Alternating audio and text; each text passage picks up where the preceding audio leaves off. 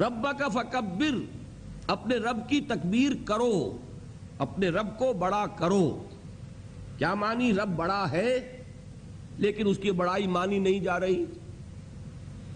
لوگ اپنی من مانی کر رہے ہیں۔ جب من مانی کر رہے ہیں تو اللہ بڑا کہاں رہا؟ لوگ حاکمیت کے مدعی ہیں، کل میں عرض کر چکا ہوں۔ انسانی حاکمیت کا تصور اس دور کے عظیم ترین شرک میں سے ہے، اس لیے کہ حاکمیت تو اللہ کے لیے ہے۔ ان الحکم الا للہ لا یشرک فی حکمہ احدا وقل الحمد للہ الذی لم یتخذ ولدا ولم یکن لہ شریک فی الملک۔ بادشاہی میں، حاکمیت میں اللہ کا کوئی ساجی نہیں۔ اللہ کسی کو اپنی اس حاکمیت میں شریک نہیں کرتا۔ تو یہاں اگر دعویٰ ہے کہ ہمیں اختیار ہے جو قانون ہم چاہیں بنائیں، ہم نہیں جانتے کیا اللہ کا حکم ہے، کیا اس کے رسول کا حکم ہے، تو یہ دعویٰ شرک ہے۔ جب یہ دعویٰ ہے تو گویا کہ اللہ چھوٹا ہو گیا اور جو یہ دعویٰ کر رہا ہے وہ بڑا ہو گیا۔ اب ایسے تمام بڑوں کی بڑائی ختم کر کے اللہ کی بڑائی کو قائم کرنا، یہ تکبیر رب ہے۔ وَرَبَّكَ فَكَبِّرْ، اپنے رب کی تکبیر کرو۔ میں نے عرض کیا تھا نا کہ انگریز کے زمانے میں بھی ہم اذانیں دیتے رہے اللہ اکبر، لیکن یہ کہ اس اللہ اکبر کو انگریز بھی سمجھتا تھا کہ اذان دینے والا بھی یہ سمجھ کر نہیں کہہ رہا ہے کہ کوئی بغاوت اس کے پیش نظر ہے، بلکہ ایک مذہبی رسم ہے، ادا کر رہا ہے، ریچول ہے ایک، ورنہ تو یہ کلمہ بغاوت تھا۔ بڑا کون تھا؟ انگریز۔ حاکمیت کس کی تھی؟ انگریز کی۔ اب وہاں یہ کہنا اللہ اکبر، یہ تو گویا کہ اس کی اتھارٹی کو چیلنج کرنا ہے۔ تو یہ جان لیجئے کہ پہلی اصطلاح ہے تکبیر رب۔ اسی کو کہا اقبال نے کہ یا وسعت افلاک میں تکبیر مسلسل، یا خاک کی آغوش میں تسبیح و مناجات، وہ مسلک مردان خدا گاہ خدا مست، یہ مذہب ملا و جمادات و نباتات۔ محض کہتے رہنا کہتے رہنا کہتے رہنا اللہ اکبر اللہ اکبر اللہ اکبر۔ میں نے اس روز بھی عرض کیا تھا، آج پھر عرض کر دوں کہ ثواب ضرور ملے گا کہ آپ نے اپنا وقت لگایا، ذکر کیا، اللہ کا نام لیا، لیکن یہ کہ اس سے کیا اللہ اکبر کہنے کا جو تقاضا تھا وہ پورا ہو گیا؟ وہ تو یہ ہے کہ جان ہتھیلی پرکھ کر میدان میں آؤ اور جو اپنی بڑائی کے مدعی ہوں ان کا سر جھکاؤ اور اللہ کی بات کو اونچا کرو، تب اللہ بڑا ہوگا۔ دوسری اصطلاح وہی ہے جو آج کی ہماری گفتگو کا عنوان ہے، اقامت دین۔ یہ سورہ شورى کی آیت نمبر 13 ہے اور یہ اس موضوع پر اہم ترین آیت ہے۔ اس آیت کو میں چاہتا ہوں کہ آج اچھی طرح سمجھیں۔ شرع لکم من الدین، تمہارے لیے دین میں وہی چیز لازم کی گئی، معین کی گئی، ما وصى به نوحا، جس کو کہ لازم کیا تھا اللہ نے نوح پر، والذی اوحینا الیک، اور جس کی وحی ہم کر چکے ہیں اے محمد آپ کی جانب صلی اللہ علیہ وسلم، وما وصینا به ابراہیم و موسیٰ و عیسیٰ، اور جس کی وصیت کی تھی ہم نے ابراہیم کو اور موسیٰ کو اور عیسیٰ کو، وہ کیا ہے؟ ان اقیموا الدین ولا تتفرقوا فیہ، کہ دین کو قائم کرو اور اس میں تفرقے میں مبتلا نہ ہو۔ اب یہاں جو بات میں اس سے پہلے عرض کر چکا ہوں اسے ذہن میں تازہ کیجئے کہ ایک ہے تصور مذہب، ایک ہے تصور دین، ان میں زمین و آسمان کا فرق ہے۔ مذہب کے بارے میں تصور دنیا کا کیا ہے، اسلام کا نہیں، دنیا کا تصور کہ مذہب صرف انفرادی زندگی کا معاملہ ہے، اجتماعی زندگی سے اسے کوئی تعلق نہیں۔ انفرادی زندگی میں مذہب کے 3 حصے ہیں، عقائد، عبادات اور کچھ سوشل کسٹمز، عقیدہ اور موڈز آف ورشپ۔ تیسرے سوشل کسٹم، کچھ معاشرتی رسومات، بچہ پیدا ہوگا تو کیا رسم ہوگی، کوئی مر جائے گا تو کس طور سے اس کی میت جو ہے اس کو ڈسپوز آف کیا جائے گا، اسی طریقے سے شادی جو ایک ناگزیر ضرورت ہے انسانی تمدن کی، ہندو کو بھی کرنی ہے، مسلمان کو بھی کرنی ہے، سکھ کو بھی کرنی ہے، پارسی کو بھی کرنی ہے، تمدن کی گاڑی اس کے بغیر چلتی ہی نہیں۔ اس کو کس طریقے سے سولمنائز کیا جائے گا، کیا رسومات ہوگی کہ معلوم ہو جائے کہ اب یہ بندھن بندھ گیا، یہ سوشل کسٹمز ہیں۔ ان تین چیزوں کو کہا جاتا ہے کہ یہ جو ہے یہ انفرادی معاملہ ہے، ہر شخص جیسے چاہے کرے، آزاد ہے۔ اور تین ہی چیزیں وہ ہیں: سماجی نظام، معاشی نظام، سیاسی نظام۔ ان کا کوئی تعلق جو ہے وہ مذہب سے نہیں ہے، بلکہ ان کا تعلق ہوگا لوگوں کی مرضی سے، کثرت رائے سے۔ کسی ملک میں رہنے والوں کی آبادی، اس کی اکثریت جو چاہے گی وہ کر لے گی۔ اس کا نام ہے جدید دور میں سیکولرزم، کہ اس اجتماعی زندگی کا تعلق کسی مذہب سے نہیں۔ مذہبی آزادی ہر ایک کو ہے۔ امریکہ میں چلے جائیے وہی نظام ہے، ہندوستان میں چلے جائیے وہی نظام ہے۔ ایک قومی کشمکش دوسری بات ہے جو وہاں ہو جاتی ہے، کھٹ پٹ ہوتی ہے، فسادات ہوتے ہیں، مسلمانوں کا قتل عام ہوتا ہے، وہ وہاں پر آپ کو معلوم ہے کہ اونچی ذات کے ہندوؤں اور نیچی ذات کے ہندوؤں میں بھی ہوتا رہتا ہے، یہ علیحدہ بات ہے۔ لیکن یہ کہ کم سے کم قانونی اور دستوری طور پر ہندوستان میں مذہبی آزادی حاصل ہے، مذہب لیکن یہیں تک، عقیدے کی آزادی، عبادات کی آزادی اور شادی بیاہ کی آزادی۔ تھوڑی سی میں نے آپ کو بتایا تھا کہ وہاں کی سپریم کورٹ کے فیصلے سے وہ فیملی لاز کے اوپر تھوڑی سی زد پڑی ہے، تو کتنا بڑا رد عمل ہندوستان میں ہو گیا۔ اچھا، اب یہ جو حصہ ہے یہ ہے ان کے نزدیک، اس کا تعلق جو ہے وہ مذہب سے نہیں، بلکہ یہ تو سیکولر فیلڈ ہے انسانی زندگی کا۔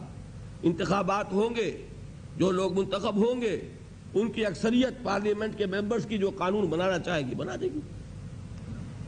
تو اسلام کے بارے میں یہ جان لیجئے کہ اسلام مجموعہ ہے ان 6 کی 6 چیزوں کا، 3 جمع 3۔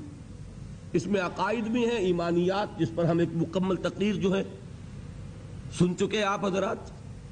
پھر اس میں عبادات بھی ہیں، نماز، روزہ، حج، زکوٰۃ۔ پھر اس میں عقیقہ بھی ہے پیدائش پر، اور تدفین اور تکفین یہ ہے فوتیدگی پر، نماز جنازہ ہے، نکاح ہے، طلاق ہے، اس کے قوانین ہیں۔ پھر اس میں ستر ہے، حجاب ہے، سیگریگیشن آف سیکسز ہے، زنا کی ایریڈیکیشن کے لیے دور دور تک حد بندی ہے، ایسا معاشرتی نظام کہ جس سے بدکاری کو، زنا کو بالکل نکال دیا جائے، خاندانی نظام کو مستحکم کیا جائے۔ پھر آپ اس سے آگے بڑھیے، اس میں وہ احکام بھی ہیں جن کا تعلق معاشیات سے ہے، سود حرام ہے، سٹہ حرام ہے، فارورڈ ٹریڈنگ کی اکثر شکلیں حرام ہے، یہ پہلے سے جو فصلوں کے سودے ہو جاتے ہیں حرام ہے۔ یہ ساری چیزیں کیا ہیں؟ ان کا تعلق معاشیات سے ہے۔ پھر اس میں سیاست بھی ہے، قانون فوجداری بھی ہے، قانون دیوانی بھی ہے، قانون وراثت بھی ہے، قانون شہادت بھی ہے۔ زندگی کا کوئی گوشہ نہیں ہے کہ جو اسلام کے اندر نہ ہو۔ تو اب یوں سمجھیے کہ اقامت دین کا مطلب کیا ہوگا؟ نماز قائم کرنا مطلب ہوگا۔ غور کیجئے، میں ایک بات کہہ رہا ہوں سمجھانے کے لیے، نماز تو انگریز کے دور میں بھی قائم رہی، روزے تو انگریز کے دور میں بھی رکھے جاتے رہے۔ تو نماز لوگ زیادہ پڑھنے لگے۔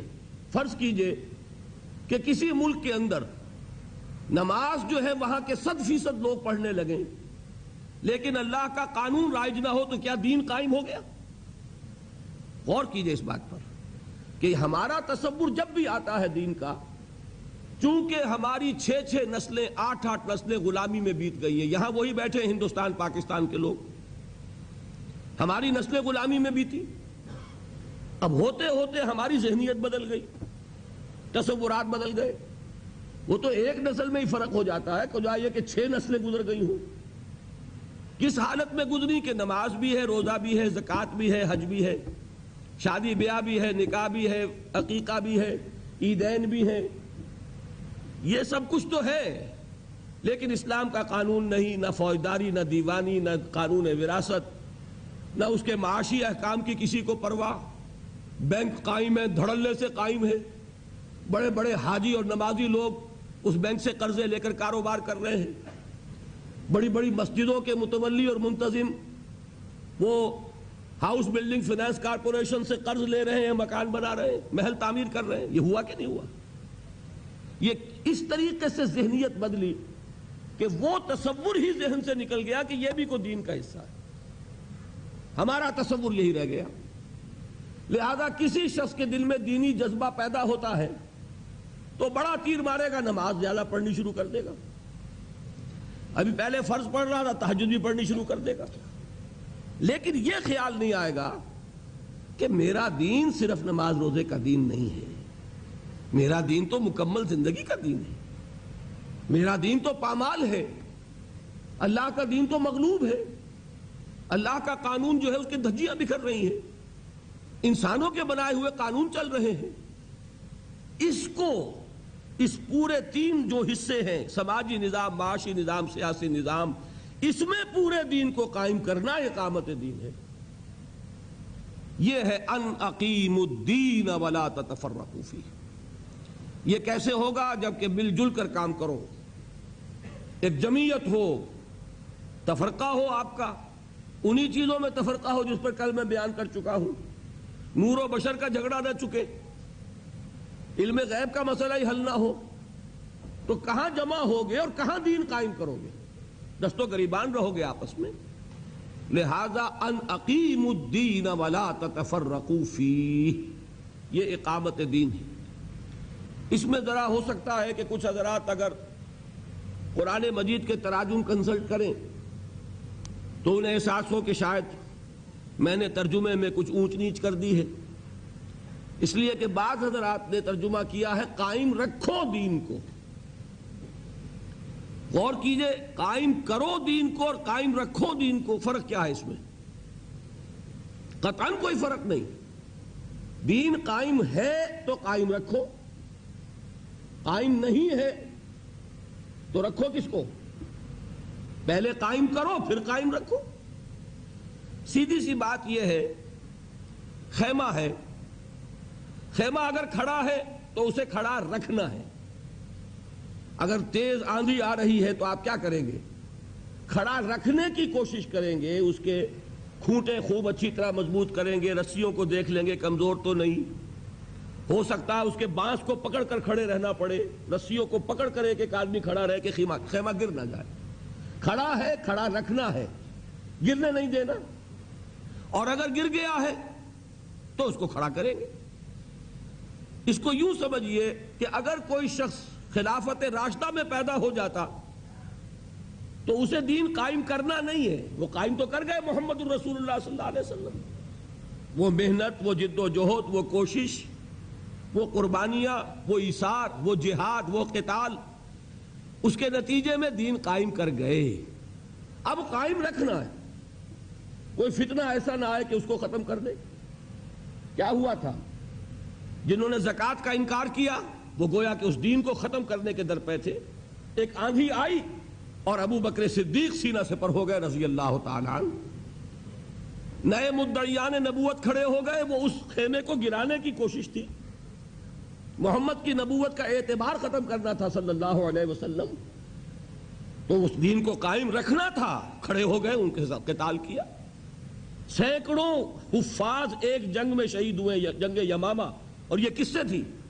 یہ نئے مدعی نبوت سے جنگ تھی. تو یہ کیا ہو رہا ہے؟ ابو بکر صدیق کے زمانے میں دین کو قائم رکھا جا رہا ہے کہ حضور قائم کر کے حوالے کر گئے، اب اسے قائم رکھنا ہے. اور اب ہم جس حال میں ہے، قائم ہے دین تو رکھیں کس کو؟ اصل میں یہ ہے مغالطہ. قائم کرو اور پھر قائم رکھو، یہی ہے. تو نتیجے کے اعتبار سے کوئی فرق واقع نہیں. تو یہ ہے اقامت دین. اور یہ بات جان لیجئے کہ اقامت دین سے وہ نماز کی میں نے جو مثال دی ہے، کہیں آپ یہ نہ سمجھنا میں نماز کی توہین کر رہا ہوں. ہر چیز اپنی جگہ پر آئے گی. دین کو قائم کرنے کے لیے جو تربیت درکار ہے اس کا سب سے بڑا ستون جو ہے وہ نماز ہے. لیکن دین کو قائم کرنا، اس کے تقاضے کچھ اور ہیں. ایک مکمل نظام زندگی کی حیثیت سے اس کو برپا کرنا، قائم کرنا، غالب کرنا۔ تیسری اصطلاح وہ ہے جو قرآن مجید میں 3 مرتبہ آئی حضور کی بعثت کے ضمن میں، هو الذی ارسل رسولہ بالہدی ودین الحق لیظہرہ علی الدین کلہ۔ وہی ہے اللہ جس نے بھیجا اپنے رسول کو صلی اللہ علیہ وسلم الہدی یعنی قرآن حکیم اور دین حق دے کر، تاکہ غالب کریں اسے کل کے کل دین پر۔ یہ دین کا غلبہ، اس کے کیا معنی؟ دین کے معنی لفظی طور پر ہے اطاعت۔ اطاعت کا ایک نظام ہے، جیسا کہ کل میں سمجھا چکا۔ اولاد والدین کی اطاعت کرے، شاگرد استاد کی اطاعت کرے، جو آپ کے چودھری ہیں، محلے کا چودھری ہے، آپ اس کا کہنا مانیے، لیکن ان تمام اطاعتوں پر اللہ کی اطاعت غالب ہو جائے۔ یہ ہے اظہار دین حق۔ جو اطاعت حق کا ہے، اللہ کی اطاعت حق ہے، اس اطاعت کو تمام اطاعتوں پر غالب کر دو، کوئی اطاعت بھی اس سے مستثنا نہ رہے۔ بات سمجھ میں آ گئی؟ لِيُظْهِرَهُ عَلَى الدِّينِ كُلِّهِ۔ یہ ہے 3 مرتبہ جو آیا مضمون قرآن مجید میں، سورہ صف میں، سورہ توبہ میں، سورہ فتح میں۔ تیسری اصطلاح کیا ہوئی؟ اظہار دین الحق علی الدین کلہ۔ عربی میں تو یوں بنے گی بات۔ چوتھی اصطلاح کیا ہے؟ یہ سورہ بقرہ میں بھی آیت آئی ہے اور سورہ انفال میں بھی۔ یہ دونوں صورتیں جو قرآن مجید سے کچھ واقفیت اور دلچسپی رکھتے ہیں وہ جانتے ہیں کہ یہ غزوہ بدر کے دونوں طرف ہے۔ سورہ بقرہ غزوہ بدر سے پہلے نازل ہوئی، سورہ انفال غزوہ بدر کے فوراً بعد نازل ہوئی۔ سورہ بقرہ میں کیا آیت ہے؟ قاتلوہم حتی لا تکون فتنۃ وَيَكُونَ الدِّينُ لِلَّهِ۔ سورہ انفال میں اور شاندار الفاظ کے ساتھ وَقَاتِلُوهُمْ حَتَّى لَا تَكُونَ فِتْنَةٌ وَيَكُونَ الدِّينُ كُلُّهُ لِلَّهِ۔ کلہ کا اضافہ ہو گیا۔ یہ دونوں جو صورتوں کا زمانہ نزول ہے وہ کون سا ہے جبکہ قتال شروع ہو رہا ہے؟ پہلی جنگ کون سی ہے؟ غزوہ بدر بالفعل، اگرچہ 8 مہمیں حضور نے پہلے بھی بھیجی ہیں، تو گویا کہ جو ٹکراؤ اب شروع ہو گیا ہے اور اب تلواریں نیام سے باہر آ گئیں۔ مکے میں تو اجازت نہیں تھی نا، مدینے میں تلواریں نیام سے باہر آ گئیں، تو فرمایا ہے مسلمانوں اب جب کہ یہ تمہاری جد و جہد اس مرحلے میں داخل ہو گئی اور تمہاری تلواریں نیاموں سے باہر آ گئیں، دیکھنا اب یہ تلواریں نیاموں میں واپس نہ جائیں جب تک فتنہ و فساد بالکل فرو نہ ہو جائے اور دین کل کا کل اللہ کے لیے نہ ہو جائے۔ فتنہ کیا ہے؟ زمین اللہ کی، اس کا صحیح کون حقدار ہے کہ اس کا حکم چلے؟ اللہ۔ Rightful ruler of this world کون ہے؟ اللہ۔ اگر کوئی اور چلا رہا ہے اپنا قانون تو وہ کون ہے؟ باغی۔ اور جو اللہ کا وفادار ہے اس کا کیا فرض ہے؟ اس باغی کی سرکوبی، بغاوت کی سرکوبی، اور جس کا حق ہے اس کا حق اسے پہنچانا۔ اللہ کا حق ہے۔ لہذا قاتلوہم حتی لا تکون فتنۃ ویکون الدین کلہ للہ۔ 4 اصطلاحات ہو گئی، چاروں تقریباً ہم معنی ہیں، بات ایک ہی ہے جو کہی گئی ہے، 2 مکی صورتوں میں، 2 مدنی صورتوں میں۔ 5ویں اصطلاح حدیث میں وہ بھی میں سنا چکا ہوں، بعض چیزیں تو صرف یاد کر رہے ہیں ہم۔ حضور سے پوچھا گیا، ایک شخص جنگ کرتا ہے مال غنیمت کی خواہش کے تحت، ایک شخص جنگ کرتا ہے اپنی شجاعت کے اظہار کے لیے، میری تعریف ہو کہ بڑا بہادر ہے، ایک شخص جنگ کرتا ہے کسی قبائلی یا قومی حمیت و عصبیت میں، ان میں سے کون سا مجاہد فی سبیل اللہ ہے؟ آپ نے فرمایا ان میں سے کوئی مجاہد فی سبیل اللہ نہیں ہے۔ مجاہد فی سبیل اللہ صرف وہ ہے جو جنگ کرتا ہے صرف اس لیے لِتَكُونَ كَلِمَةُ اللَّهِ هِيَ الْعُلْيَا، تاکہ اللہ کی بات سب سے اونچی ہو جائے۔ علیا اعلیٰ کا مؤنث ہے، اعلیٰ سب سے بلند، علیا سب سے بلند، کلمہ چونکہ مؤنث ہے، لِتَكُونَ کَلِمَةُ اللَّهِ هِيَ الْعُلْيَا، تاکہ اللہ کی بات، اللہ کا کلمہ سب سے اونچا ہو جائے۔ جیسے میں نے کل شرک میں بتایا، نہ اطاعت کی نفی کلی ہے، نہ محبت کی نفی کلی ہے۔ توحید کا تقاضا کیا ہے؟ تمام اطاعتوں پر غالب اطاعت اللہ کی، تمام محبتوں پر غالب محبت اللہ کی، تمام باتوں پر غالب بات اللہ کی۔ بس یہ اگر ہو گیا تو گویا اللہ کا دین قائم ہو گیا، گویا کہ اللہ بڑا ہو گیا، اللہ کی بڑائی نافذ ہو گئی، گویا کہ کل دین اللہ ہی کے لیے ہو گیا، گویا کہ اللہ کی بات سب سے اونچی ہو گئی۔ کہنے کے 5 انداز ہیں، لیکن یہ کہ اصل بات کیا ہے وہ ایک ہے۔ اب سنیے انجیل میں، آخر یہ جب انجیل والوں کے اوپر بھی یہ بات لازم کی گئی تھی، سورہ شورا کی آیت میں نے سنائی کہ وہی بات جو پہلے بھی تمام رسولوں پر کی گئی، تو اس کا ذکر ملنا چاہیے کہ نہیں ملنا چاہیے؟ وہ ذکر ملتا ہے انجیل میں 2 طرح۔ ایک تو یہ کہ حضرت مسیح کے مواعظ میں بار بار آتا ہے، repent for the kingdom of heaven is at hand، لوگوں توبہ کرو، جلدی کرو، اس لیے کہ آسمانی بادشاہت آیا چاہتی ہے۔ اب یہ آسمانی بادشاہت کس چیز کا نام ہے؟ قیصر کی بادشاہت، روم کی بادشاہت یہ تھی کہ نہیں؟ آسمانی بادشاہت۔ آسمان سے مراد کون؟ اللہ، اللہ کی بادشاہت۔ قیصر کی بادشاہت میں آخری اتھارٹی کون؟ قیصر۔ کسرا کی بادشاہت میں آخری اتھارٹی کون؟ کسرا۔ آسمانی بادشاہت میں آخری اتھارٹی کون؟ اللہ۔ بات وہی ہے کہ نہیں؟